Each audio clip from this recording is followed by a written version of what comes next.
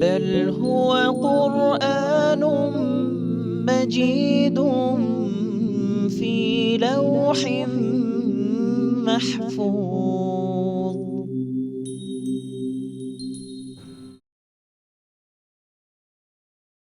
بسم الله الرحمن الرحيم. يوسف أيها الصديق أفتنا في 7 بقرات سمان يأكلهن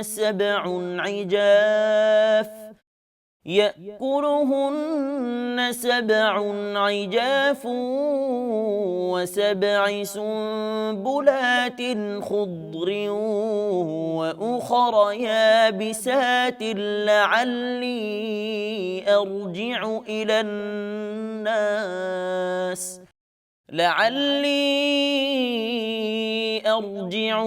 الناس لعلهم يعلمون.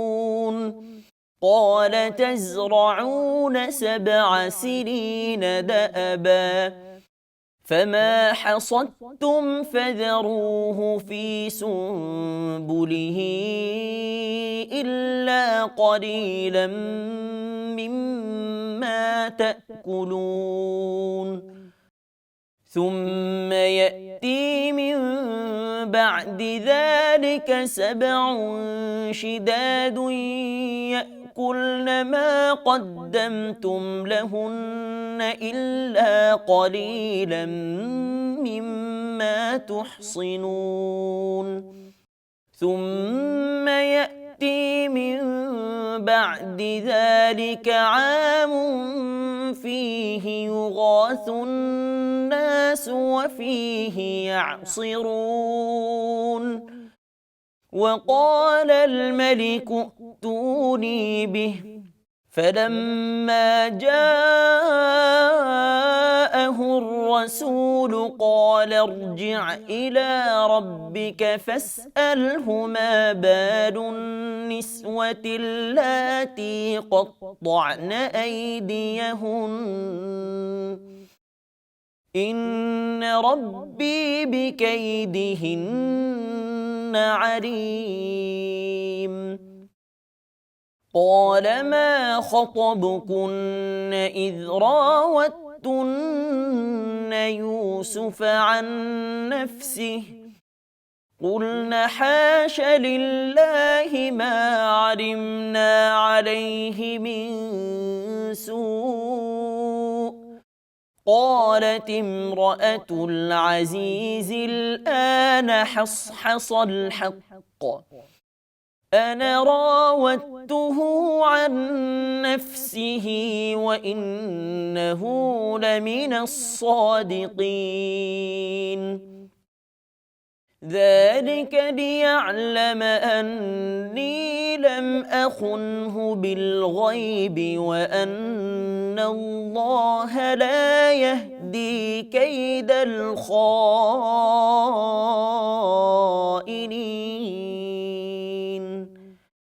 وما أبرئ نفسي إن النفس لأمارة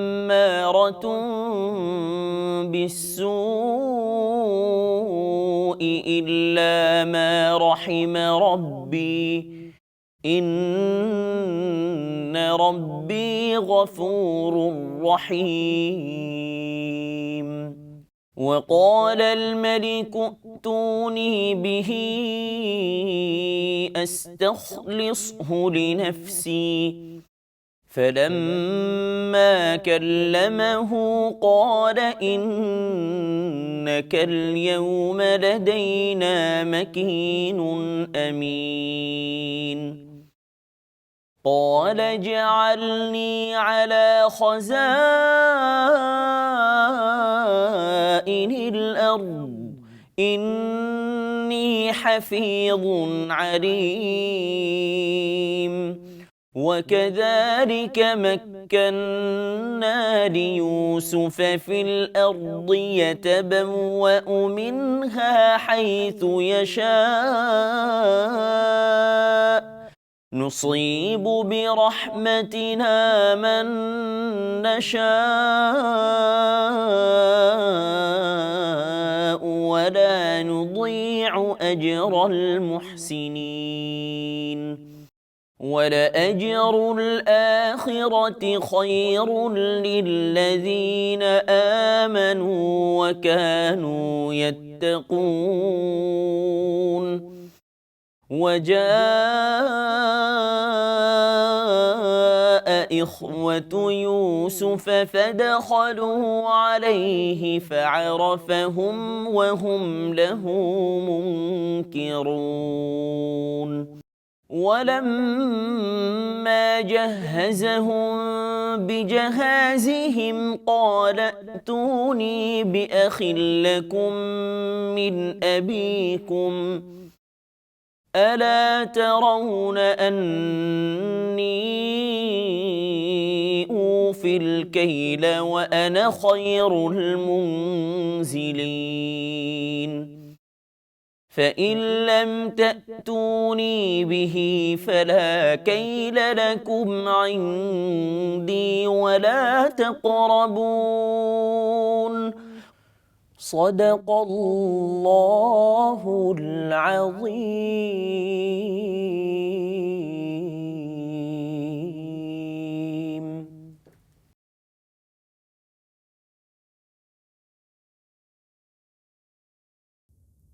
দয়াময় পরম দয়ালু আল্লাহর নামে।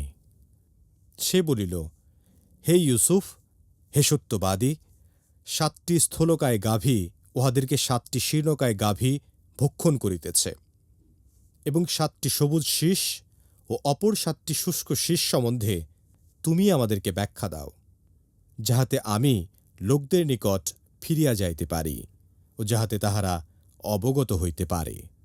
ইউসুফ বলিল, তোমরা 7 বৎসর একাধিক্রমে চাষ করিবে, অতঃপর তোমরা যে শস্য কর্তন করিবে উহার মধ্যে যে সামান্য পরিমাণ তোমরা ভক্ষণ করিবে তাহা ব্যতীত সমস্ত শীষ সমেত রাখিয়া দিবে। ইহার পর আসিবে 7টি কঠিন বৎসর। এই 7 বৎসর যাহা পূর্বে সঞ্চয় করিয়া রাখিবে, লোকে তাহা খাইবে, কেবল সামান্য কিছু যাহা তোমরা সংরক্ষণ করিবে তাহা ব্যতীত। অতঃপর আসিবে 1 বৎসর। সেই বৎসর মানুষের জন্য প্রচুর বৃষ্টিপাত হইবে, এবং সেই বৎসর মানুষ প্রচুর ফলের রস নিংড়াইবে। রাজা বলিল, তোমরা ইউসুফকে আমার নিকট লইয়া আসো। যখন দূত তাহার নিকট উপস্থিত হইল, তখন সে বলিল, তুমি তোমার প্রভুর নিকট ফিরিয়া যাও এবং তাহাকে জিজ্ঞাসা করো যে নারীগণ হাত কাটিয়া ফেলিয়াছিল তাহাদের অবস্থা কি। নিশ্চয়ই আমার প্রতিপালক তাহাদের ছলনা সম্যক অবগত। রাজা নারীগণকে বলিল, যখন তোমরা ইউসুফ হইতে অসৎকর্ম কামনা করিয়াছিলে তখন তোমরা কি হইয়াছিলে? তাহারা বলিল, অদ্ভুত আল্লাহর মাহাত্ম্য, আমরা উহার মধ্যে কোনো দোষ দেখি নাই। আজিজের স্ত্রী বলিল, এতক্ষণে সত্য প্রকাশ হইল, আমিই তাহাকে ফুসলাইয়াছিলাম। নিশ্চয়ই সে তো সত্যবাদী। ইহা এই জন্যই যে, যাহাতে সে জানিতে পারে তাহার অনুপস্থিতিতে আমি তাহার প্রতি বিশ্বাসঘাতকতা করি নাই, এবং নিশ্চয়ই আল্লাহ বিশ্বাসঘাতকদের ষড়যন্ত্র সফল করেন না। সে বলিল, আমি নিজেকে নির্দোষ মনে করি না। মানুষের মন অবশ্যই মন্দ কর্মপ্রবণ, কিন্তু সে নয় যাহার প্রতি আমার প্রতিপালক দয়া করেন। আমার প্রতিপালক তো অতি ক্ষমাশীল, পরম দয়ালু। রাজা বলিল, ইউসুফকে আমার নিকট লইয়া আসো, আমি তাহাকে আমার একান্ত সহচর নিযুক্ত করিব। অতঃপর রাজা যখন তাহার সঙ্গে কথা বলিল, তখন রাজা বলিল, আজ তো তুমি আমাদের নিকট মর্যাদাশীল, বিশ্বাসভাজন হইলে। ইউসুফ বলিল, আমাকে দেশের ধনভাণ্ডারের উপর কর্তৃত্ব প্রদান করুন, আমি তো উত্তম রক্ষক, সুবিজ্ঞ। এইভাবে ইউসুফকে আমি সেই দেশে প্রতিষ্ঠিত করিলাম। সে সেই দেশে যথা ইচ্ছা অবস্থান করিতে পারিত। আমি যাহাকে ইচ্ছা তাহার প্রতি দয়া করি। আমি সৎকর্মপরায়ণদের শ্রমফল নষ্ট করি না। যাহারা মুমিন এবং মুত্তাকি তাহাদের আখিরাতের পুরস্কারই উত্তম। ইউসুফের ভ্রাতাগণ আসিল এবং তাহার নিকট উপস্থিত হইল। সে উহাদেরকে চিনিল, কিন্তু উহারা তাহাকে চিনিতে পারিল না। এবং সে যখন উহাদের সামগ্রিক ব্যবস্থা করিয়া দিল, তখন সে বলিল, তোমরা আমার নিকট তোমাদের বৈমাত্রেয় ভ্রাতাকে লইয়া আসো। তোমরা কি দেখিতেছ না যে আমি মাপে পূর্ণ মাত্রায় দেই এবং আমি উত্তম অতিথিপরায়ণ? কিন্তু তোমরা যদি তাহাকে আমার নিকট লইয়া না আসো, তবে আমার নিকট তোমাদের জন্য কোনো বরাদ্দ থাকিবে না এবং তোমরা আমার নিকটবর্তী হইবে না।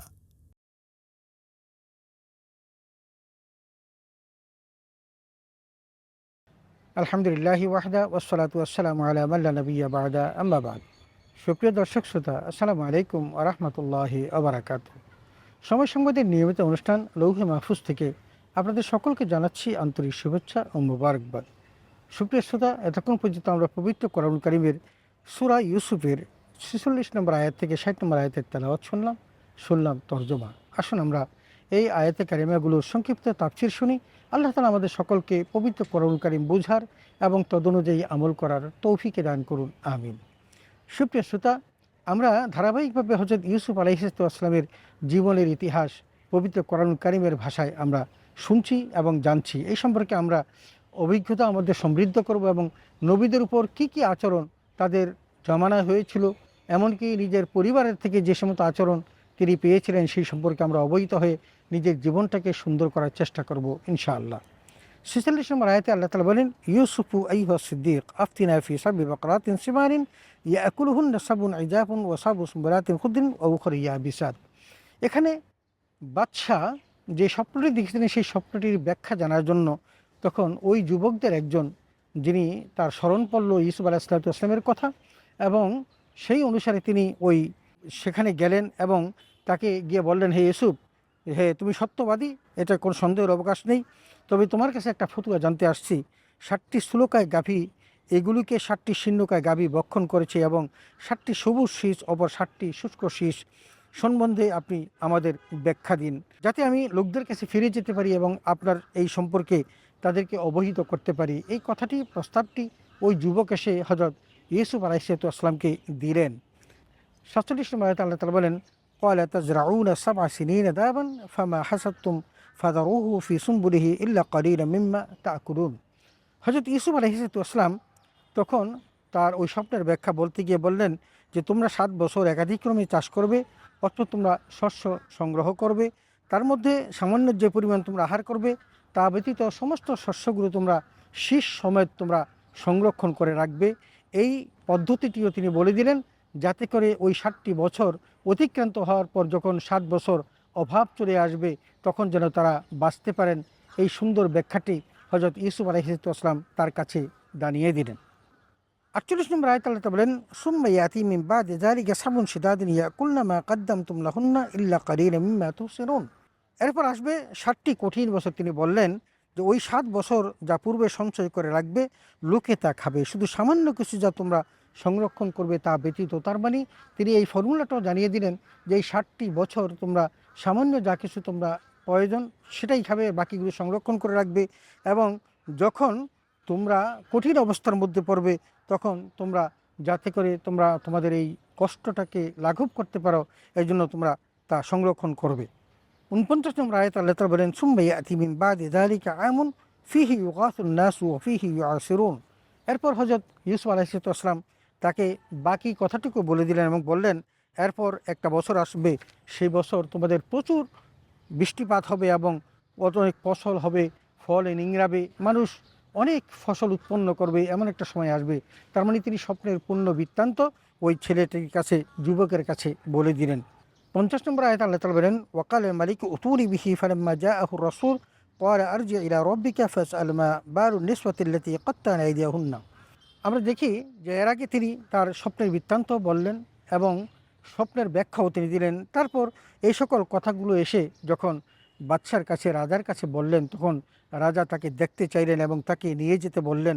ওই যুবকটি আবার যখন ওই কারাগারে আসলেন এবং সেখানে এসে যখন এই সংবাদটি তাকে দিলেন, তখন তিনি তার আবার রাজার কাছে তাকে ফিরিয়ে দিয়ে বললেন যে, তুমি তোমার রাজার কাছে গিয়ে বলো যেই সমস্ত মহিলারা তাদের আঙ্গুল কেটে ফেলেছিল তাদের সম্পর্কে তিনি কি ব্যবস্থা নিয়েছেন, এই ব্যবস্থাটি আমাকে আগে জানতে হবে। আর আমার রব তাদের ছলনা সম্পর্কে যে অবহিত, এই কথাটি তুমি তোমার রাজাকে গিয়ে জানিয়ে দাও। 51 নম্বর আয়াতে আল্লাহ তাআলা বলেন, ক্বালা মা খাতাবুকুন্না ইয রাওয়াত্তুন্না ইউসুফ আন নাফসিহি কুলনা হাশা লিল্লাহি মা আলিমনা আলাইহি মিন সু।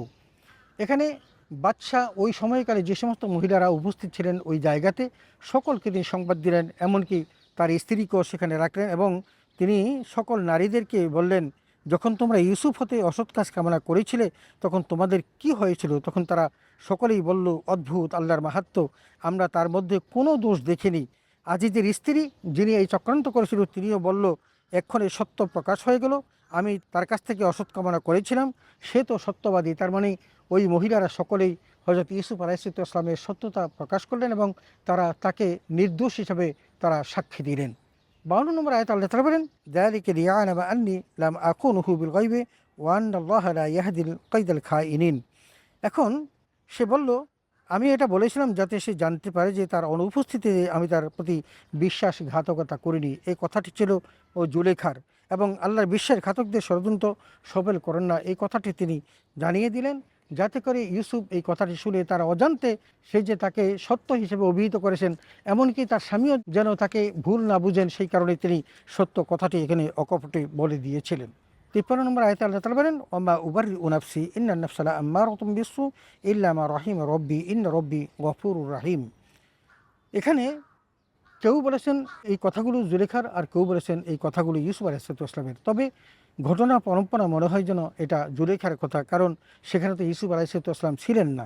তখন তিনি বললেন যে আমি নিজেকে নির্দোষ মনে করি না, মানুষের মন অবশ্যই মন্দ কর্মপ্রবণ, কিন্তু সে নয় যার প্রতি আমার রব অনুগ্রহ করেন। তার মানে আল্লাহ যার প্রতি অনুগ্রহ করেন তিনি শুধুমাত্র মন্দ কাজ থেকে বেঁচে থাকতে পারেন। নিশ্চয়ই আল্লাহ অতিশয় ক্ষমাশীল এবং পরম দয়ালু।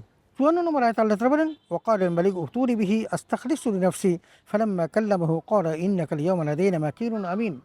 এই সমস্ত সংলাপের মধ্য দিয়ে হযরত ইউসুফ আলাইহিসসালামের সত্যতা, তিনি যে ভালো এবং তাকে যে চক্রান্ত করে কারাগারে আবদ্ধ রাখা হয়েছে, এই বিষয়টি যখন স্পষ্ট হয়ে গেল, তখন বাদশা ওই যুবককে বললেন যে তুমি ইউসুফকে কারাগার থেকে নিয়ে আসো এবং তাকে আমি আমার একান্ত সহচর নিযুক্ত করব।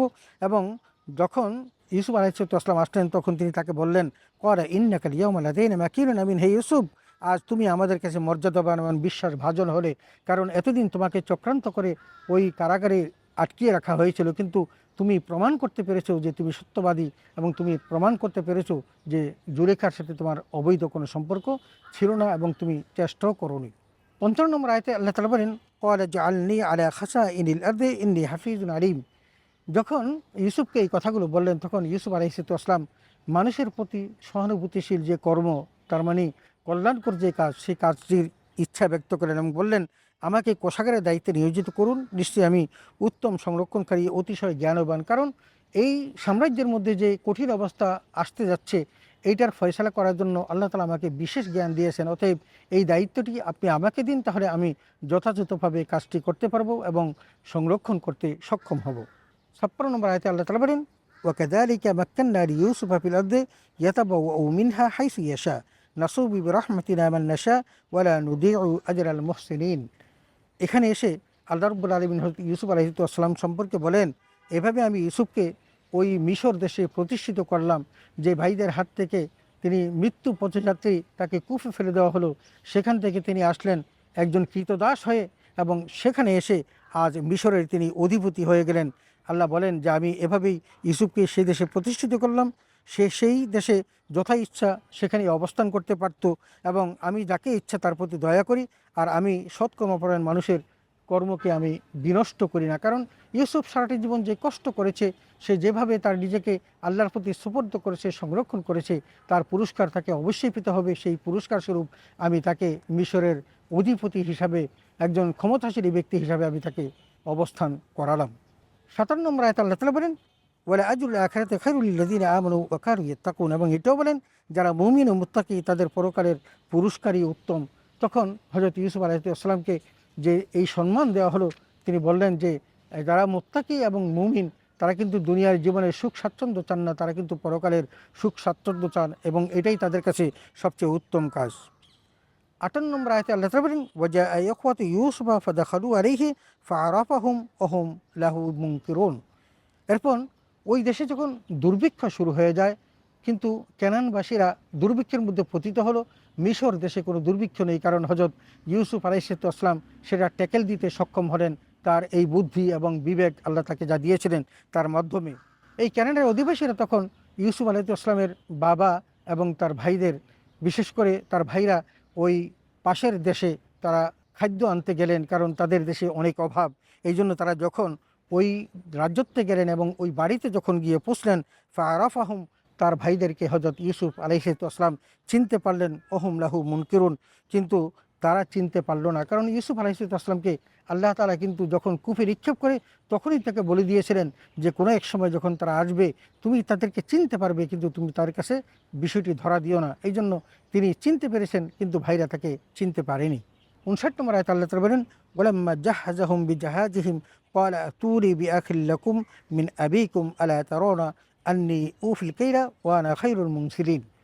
এখানে হযরত ইউসুফ আলাইহিসসালাম তাদের কাছে সমস্ত বৃত্তান্ত শুনলেন এবং এটাও শুনলেন যে তাদের একটা ভাই আছে এবং সেই ভাই সম্পর্কে তাদের কাছ থেকে খোঁজখবর নিলেন এবং তিনি তাদেরকে সমস্ত সামগ্রী যখন দিয়ে দিলেন তখন বললেন যে তোমরা আমার নিকট তোমাদের যে ভাইটি আছে সেই ভাইটিকে নিয়ে এসো। তোমরা কি দেখছো না যে আমি মাপে পূর্ণ মাত্রায় দিই? তার মানে তোমরা যা কিছু নিয়ে আসবে আমি তার প্রতিদান তোমাদেরকে দিয়ে দিব। তবে শর্ত হলো তোমরা আগামী সময় যখন আবার আসবে আমার উত্তম মেহমান হিসেবে আসবে এবং সাথে করে তোমরা তোমাদের ভাইটিকে নিয়ে আসবে। সুপ্রিয় দর্শক শ্রোতা, যে ভাইটির কথা বলেছিলেন সেই ভাইটিই ছিল ইউসুফ আলাইহিস সালামের আপন ভাই। 60 নম্বর আয়াতে আল্লাহ তাআলা বলেন ফাইন লাম তাতুনি বিহি ফালা কাইলা লাকুম ইনদি ওয়ালা তাকরাবুন। কিন্তু হযরত ইউসুফ আলাইহিস সালাম বিদায়ের পথে তাদেরকে সাবধান করে দিলেন, কিন্তু তোমরা যদি তাকে আমার কাছে নিয়ে আসতে না পারো তাহলে তোমরা কিন্তু আমার কাছ থেকে কোনো বরাদ্দ পাবে না। তার মানে তোমরা পরবর্তী যদি আসতে হয় আর আমার কাছ থেকে কিছু পেতে হয় তাহলে কিন্তু তোমাদের ভাইটিকে সাথে করে নিয়ে আসতেই হবে, এবং তোমরা আমার যদি নিকটবর্তী হতে চাও তাহলে তোমার ভাইকে নিয়ে আসবে। এটা না হলে তোমাদের বরাদ্দ বাতিল হবে এবং তোমরা আমার নিকটও পৌঁছতে পারবে না। সুপ্রিয় দর্শক শ্রোতা, আমরা এতক্ষণ পর্যন্ত পবিত্র কোরআন কারীমের সূরা ইউসুফের 46 নম্বর আয়াত থেকে 60 নম্বর আয়াতের তেলাওয়াত, তরজমা এবং তাফসীর শুনলাম। এখানেও আমরা হযরত ইউসুফ আলাইহিস সালামের জীবনের বিভিন্ন অধ্যায় সম্পর্কে জানতে পারলাম এবং জানতে পারলাম তিনি কেমন করে কারাগার থেকে মুক্তি পেয়েছিলেন, কেমন করে তিনি স্বপ্নের বৃত্তান্ত দিয়েছিলেন এবং সেই স্বপ্নের বৃত্তান্ত অনুসারে রাজা খুশি হয়ে তাকে ডেকে এনে তার একান্ত বিশ্বস্ত সহচর হিসেবে তাকে স্বীকৃতি দিলেন এবং তাকে সত্যিকার মানুষ হিসেবে তাকে ঘোষণা দিলেন। এটি দেওয়ার পর তখন ইউসুফ আলাইহিস সালাম তিনি বললেন যে আমাকে যদি কোনো দায়িত্ব দিতেই চান তাহলে ওই দায়িত্বটি দিন যে দায়িত্বের মধ্য দিয়ে আমি এই ফসল সংরক্ষণ করতে পারবো, কারণ এই সম্পর্কে আমার অভিজ্ঞতা আছে। এবং সেভাবেই আল্লাহ রাব্বুল আলামিন হযরত ইউসুফ আলাইহিস সালামকে সেই মিশরে প্রতিষ্ঠিত করলেন। তিনি সর্বত্র ঘুরে বেড়ানোর অধিকার লাভ করলেন। কিন্তু কোনো এক সময় যখন ওই বিভিন্ন দেশে অভাব দেখা দিল, ওই মিশর যখন অভাবমুক্ত ছিল, তখন কেনানবাসী তার ভাইয়েরা যখন মিশর খাদ্য আনতে গেলেন, হযরত ইউসুফ আলাইহিস সালাম তাদেরকে চিনলেন কিন্তু তারা চিনতে পারল না। কথা প্রসঙ্গে তারা তাদের ভাই সম্পর্ক জানতে পারলেন এবং সর্বশেষ তাদেরকে বলে দিলেন যদি তোমরা পরবর্তীতে আসো এবং আমার কাছ থেকে কোনো সুবিধা নিতে চাও তাহলে তোমাদের ভাইকে সাথে নিয়ে আসতে হবে। এই কথা বলেই তিনি তাদেরকে বিদায় দিলেন। সুপ্রিয় শ্রোতা, আসুন আমরা পবিত্র কোরআন কারীমের এই কথাগুলো আমলে নেই এবং আমরা আল্লাহ যে সবচেয়ে বড় সুকৌশলী এই বিষয়গুলো অবধারণ করে আমাদের বাস্তব জীবন গঠন করি। আল্লাহ তাআলা আমাদের সকলকে সে তৌফিক দান করুন, আমিন। ওয়া আখিরু দাওয়ানা আলহামদুলিল্লাহি রাব্বিল আলামিন। আসসালামু আলাইকুম ওয়া রাহমাতুল্লাহি ওয়া বারাকাতুহু।